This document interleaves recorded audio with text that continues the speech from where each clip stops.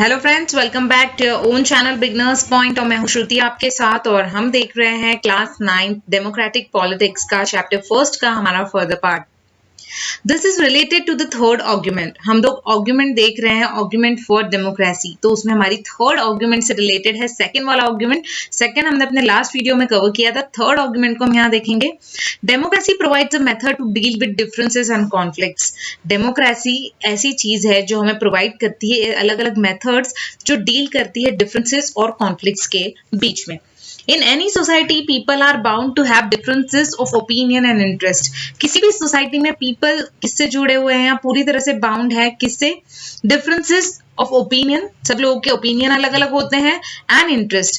These differences are particularly sharp in a country like ours. और ये differences बहुत ही ज्यादा sharp है हमारी कंट्री की तरह कंट्रीज में, which has an amazing social diversity. जहां पर amazing social diversity देखने को मिलती है। अलग अलग कास्ट के, अलग अलग लैंग्वेज बोलने वाले लोग, अलग अलग धर्म के लोग हमें मिलते हैं यहाँ पर। तो यहाँ पर ये चीज सबसे ज्यादा देखी जाती है।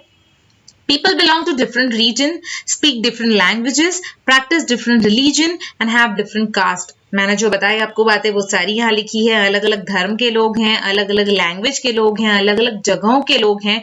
गुजरात में गुजराती हैं, पंजाब में पंजाबी हैं, इस तरह से। और डिफरेंट कास्ट के लोग यहाँ पर एक ही कंट्री में रहते हैं।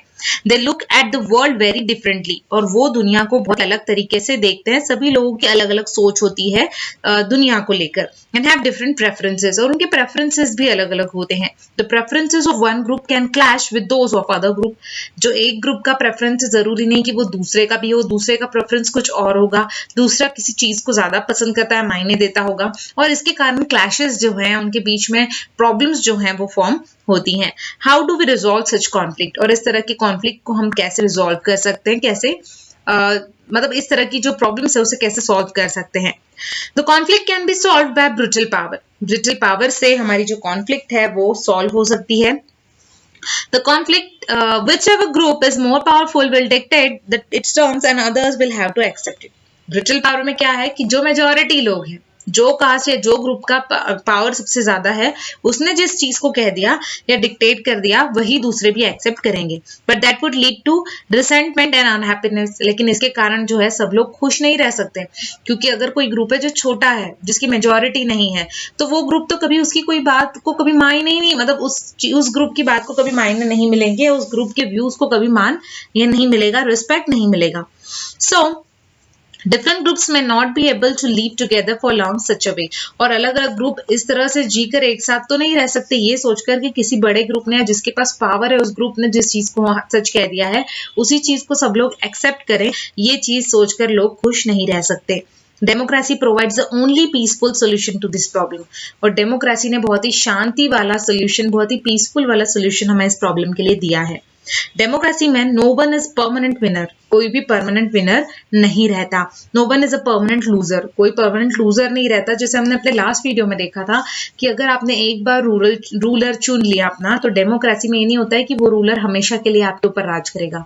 उसका एक पर्टिकुलर ड्यूरेशन होता है, जैसे 5 ईयर्स का। 5 ईयर्स तक वो जो है वो आपका जो आपने जिन्हें चुना है वो काम करेंगे। 5 ईयर बाद फिर से इलेक्शंस होते हैं और इलेक्शंस में वो सारी पार्टियां खड़ी होती हैं, वो सारे ग्रुप्स खड़े होते हैं जो पिछले बार भी खड़े हुए थे। जो लूजिंग पार्टी थी वो भी, अपोजिशन पार्टी, सभी लोग खड़े होते हैं। एंड देन अगेन इलेक्शंस होते हैं, उसमें आप चाहें तो अपने रूलर को चेंज कर सकते हैं। तो इसी तरह से बताया कि डेमोक्रेसी में कोई भी चीज परमानेंट नहीं है, कोई परमानेंट विनर नहीं होता, कोई परमानेंट लूजर नहीं होता। Different groups can live with one another peacefully. अलग अलग ग्रुप एक दूसरे के साथ शांति से रहते हैं।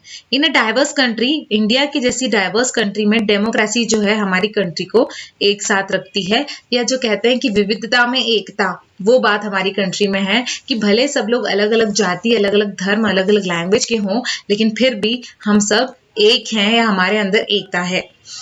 These 3 arguments were about the effects of democracy on the quality of government and social life. और ये 3 arguments जो हमने देखे, ये इफेक्ट है डेमोक्रेसी के हमारी क्वालिटी ऑफ गवर्नमेंट और सोशल लाइफ पर। But the strongest argument for democracy is not about what democracy does to the government.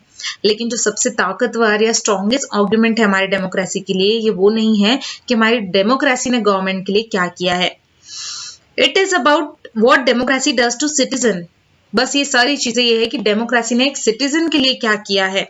Even if democracy does not bring about better decision and accountable government, अगर ऐसा लगता है आपको कि democracy ने ना तो हमें बेटर डिसीजन दिए हैं चीजों में, ना अकाउंटेबल या जिम्मेदार गवर्नमेंट दी है, it is still better than other forms of government. लेकिन फिर भी गवर्नमेंट ने इतना कुछ, डेमोक्रेसी ने हमें इतना कुछ दिया है जो दूसरे फॉर्म ऑफ गवर्नमेंट से बहुत ज्यादा है और बहुत ही बेटर है।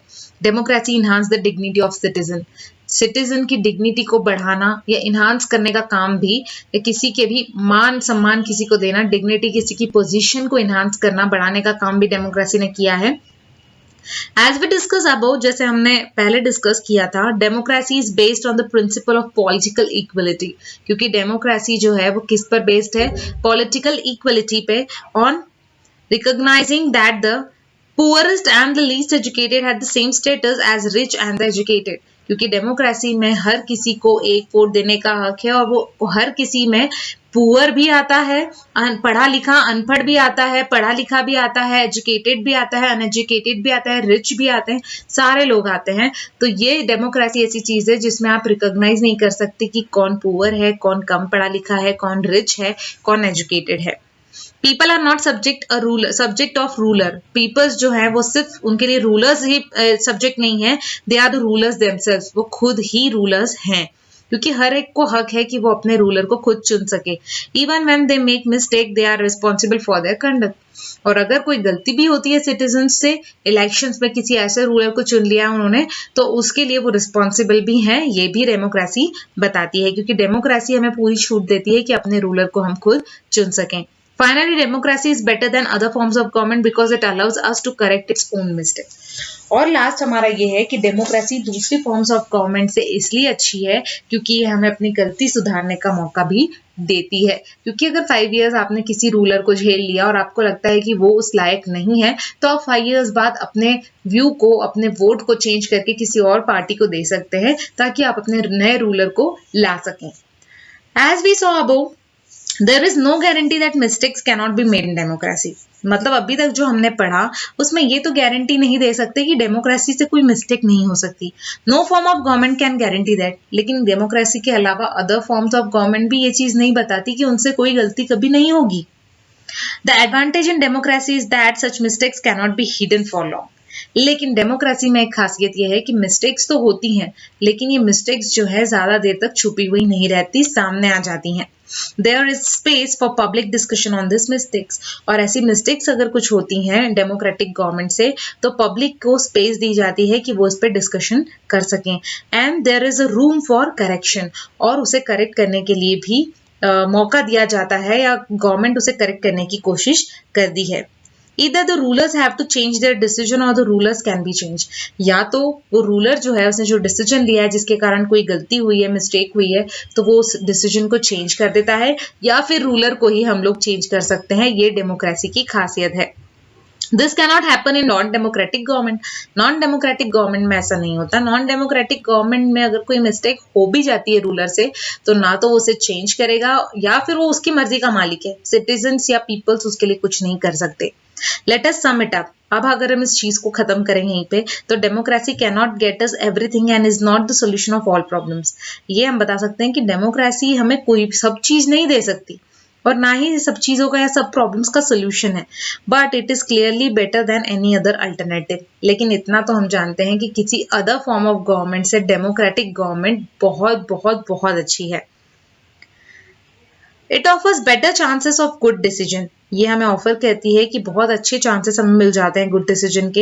It is likely to respect people's own wishes, क्योंकि डेमोक्रेसी लोगों की चाहतों का ख्याल रखती है, उनकी विशेस, उनकी जो रिक्वायरमेंट है उनका ख्याल रखती है, and allows different kind of people to live together. और डेमोक्रेसी के कारण ही अलग अलग जाति के, अलग अलग धर्म के लोग भी एक साथ रह सकते हैं। Even when it fails to do some of these things, और कभी ऐसा हो भी जाए कि हम कोई चीज, इस तरह की चीजें करने में फेल भी हो जाए, it allows a way to correcting its mistake. Democracy हमें मौका देती है कि हम अपनी गलतियों को सुधारें, और मोर डिग्निटी देती है सिटीजन्स को, सारे सिटीजन्स को। That is why democracy is considered the best form of government. और इसीलिए हम कह सकते हैं कि डेमोक्रेसी एक बेस्ट फॉर्म ऑफ गवर्नमेंट है।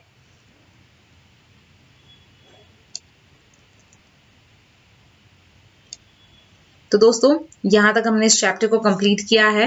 ब्रॉडर मीनिंग्स ऑफ डेमोक्रेसी को हम अपने अगले वीडियो में कवर करेंगे। अगर आपको मेरा ये वीडियो पसंद आया है तो प्लीज मेरे चैनल को सब्सक्राइब करें और वीडियो को लाइक करना ना भूलें। Thank you so much. Thanks a lot.